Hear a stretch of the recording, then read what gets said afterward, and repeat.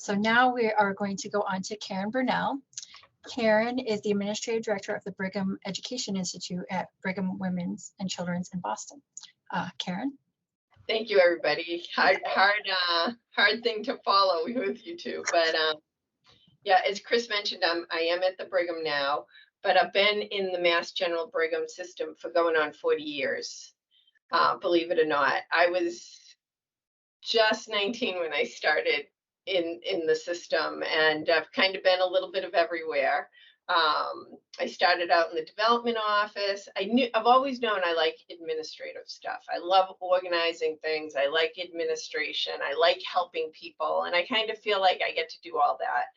I like healthcare, but I didn't want to work with patients, just blood and all that stuff kind of just has never been on my list.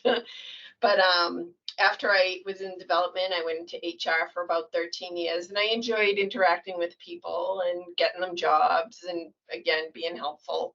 Then I switched over to nursing. I was in nursing for a bit and loved doing that. That was my first go around at being a manager. It was a same-day surgery environment, which was fantastic. Loved working with the nurses. But then I had this opportunity come along in internal medicine, and all of these jobs, I'd say after human resources happened, all my jobs were word of mouth. I never went looking for a job. People came to me. And I feel like when people come to you, and this is like my tip one, I'll kind of tell you my tips as I tell you my story. Tip one is, always toot your own horn and talk to people and use it as an opportunity to keep your eye out for your next step. Sometimes, as Michelle said, that it might not be the right step, but then other times it might be the right step. You know in your gut if it's a good step. So, all my jobs, it was word of mouth. So I started internal medicine in 2003. Wow, almost 20 years ago. My youngest was, I think he wasn't even 3 years old. I think he was just getting ready to turn 3 maybe. And I started internal medicine, and he just turned 22. And I knew I loved internal medicine when I interviewed for the job, but they didn't give me the money I wanted when I took the job. And so, tip number 2 is to speak up. All right, I'll take the job for a little bit less than I wanted. I mean, it was more than my previous job, but it was less than what I wanted. And I said, I'm going to prove myself. And if I prove myself in 6 months, I want a raise, to bring me up to where I wanted to be. And you bet I proved myself within 6 months, and I got that raise. And it was an environment. Working in medical education and working with residents was an environment that I just fell in love with. There were just so many things going on. There was onboarding, there was offboarding, there was all these conferences that you could go to. There was graduation, there was retreats that you took care of the residents at. They'd come to you seeking help. So my very first role in internal medicine was just working with the ambulatory schedule. I was setting up the ambulatory schedules, but that, I can't even begin to tell you, that was more than a full-time job, just doing that one little piece of residency. So I did that for a few years, and again, proved myself. My associate program director came to me, and we were more like partners. She had me work on a research project with her, which was a lot of fun. And here I was, and I didn't even have my bachelor's yet. I had gotten my associates while I was in HR. I didn't even have a degree when I started working at MGB.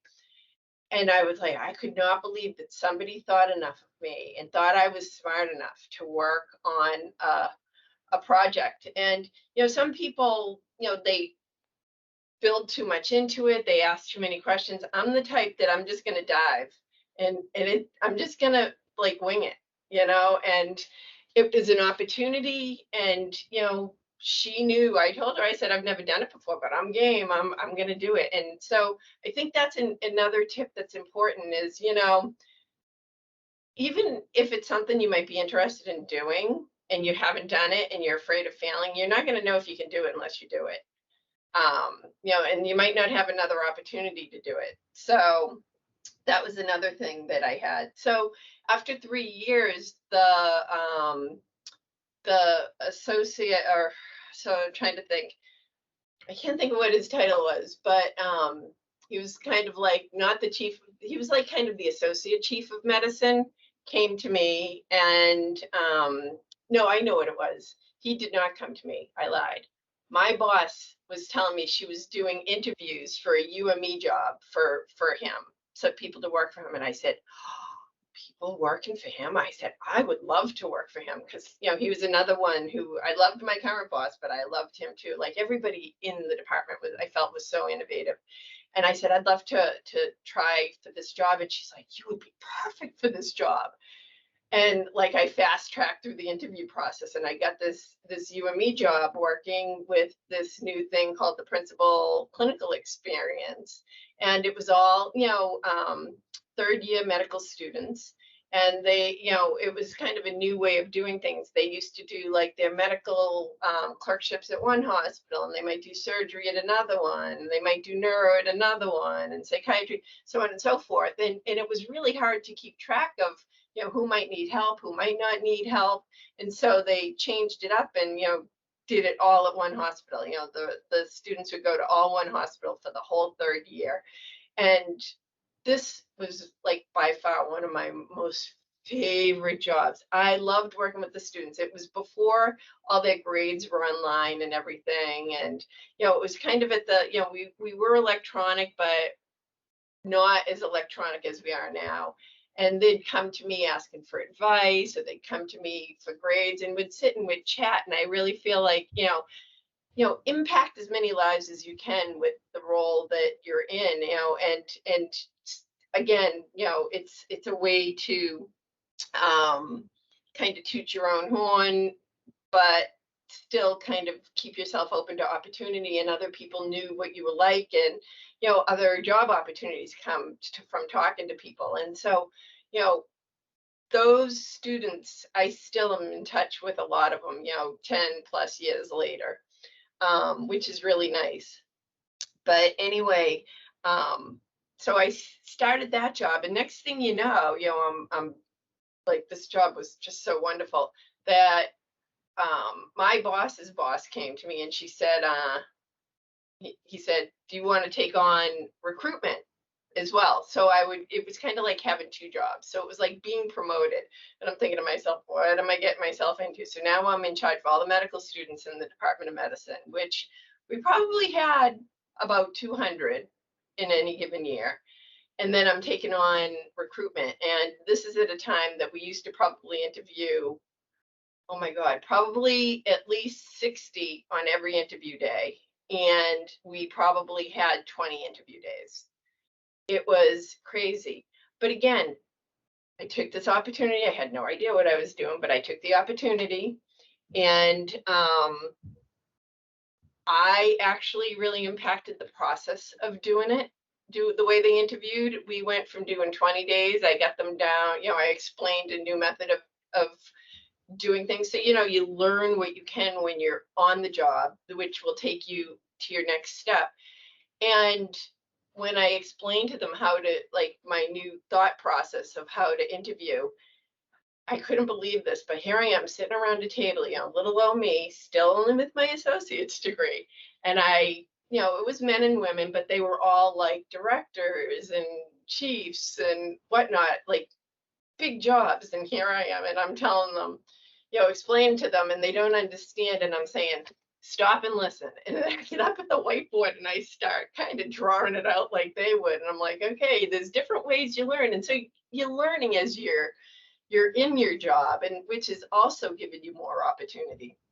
So I did recruitment from then on, probably from 2006 until I left here in 2017. I did recruitment. Um, Another thing I would want to say is, some people are very guarded about what they do and, afraid to let people in to who you are and whatnot. But I feel like when you give them a little bit of yourself and not stay so guarded and really, give it your all and give it your heart, which is what I did, it comes back. And I really feel like it came back. I got so many great experiences and during the years that I was in internal medicine. And so when you speak up, as I was saying, when you speak up to people, not in a bad way, but like advocate for yourself. My advocation was to go to national meetings, ACGME, AMC, CDIM, APTM, like whatever I could go to, and I'd get them to pay for my travel, I would go. And I mean, I didn't take advantage of it. If they were staying at a big hotel, sometimes I'd stay down the street at like a Residence Inn, which was less expensive, and they had meals there, so I wouldn't have to always buy my meals, while I was out. I might go out with the coordinators one night, but I usually wouldn't buy my meals out and take too much advantage of what I was like. I would try to be frugal to show that I was responsible so I could go to the next meeting when I wanted to go to the next meeting. So that's another tip, is really speak up. And if you really love what you're doing, find an organization that, is applicable to what job you're in. And so that really helped me grow as well. So the other couple of things was, and I tell everybody I'm an outgoing introvert, but I learned how to be bold, because there are a lot of bold personalities when you work in medical education. These people, and I mean it like, because sometimes they're just so smart, and they just know what they're saying, and sometimes your voice can get lost if you don't speak up and you're bold. And then the other thing was to be creative, and so I was as creative as possible, which was a lot of fun. Just looking to see. So, in I would say, when I was at those meetings, I talked to everybody. Who did I meet? I believe I met Tanya at was it Tanya that I met at one of the meetings? Yep, that's right. Yep. And then I was talking to somebody who was from back in Boston, and one thing led to another, and we started the Massachusetts Society of Academic Medical Administrators. And I got to be a big part of what it was like to start a real organization, and it's still going today. I don't do it as much because I'm outside of UME and GME, and so through word of mouth, I used to work with Jill Springer, who was in the Masama, and she mentioned that she was moving to California with her husband, who had just taken a position out there as an anesthesiologist. And she said, "Why don't you come talk to me about my job?" And so we chatted. I had no intention of coming to Brigham. I loved MGH, like with all my heart. And when she finished with me, I fell in love with the job, and this is where I am now. So I'm still doing medical education, but I'm not doing any credentialing. I'm not doing any onboarding, offboarding. I do work with the residents. In fact, there's residents and students that sit out here where we educate the medical educators here at the Brigham. We also oversee the UME students. I have my team that does all the work with all the medical students. It's like literally right out my window. And I get to be creative here, which is really cool, with programs and with the people I work with. And I get to manage, like, who would ever think? That was the other thing that I thought was really cool, was get to manage a big budget. I love budgeting. It's a way to organize. I love working with my team. But, in closing, take advantage of the opportunities be creative, give it your all, be bold, go to school. I got my bachelor's and my master's while I was in medical education, and I loved it. And so I highly recommend, and just keep your ear to the ground for different jobs. Talk to people, toot your horn, and you'll get to where you're going. You know, that was my pathway, is just listening and talking and trying to toot your own horn. Thank you very much, Karen. That was a great story. And just FYI, it's such an honor to be with such trailblazing women, but you know, the legend of Ruth here too as well, which I think is really awesome.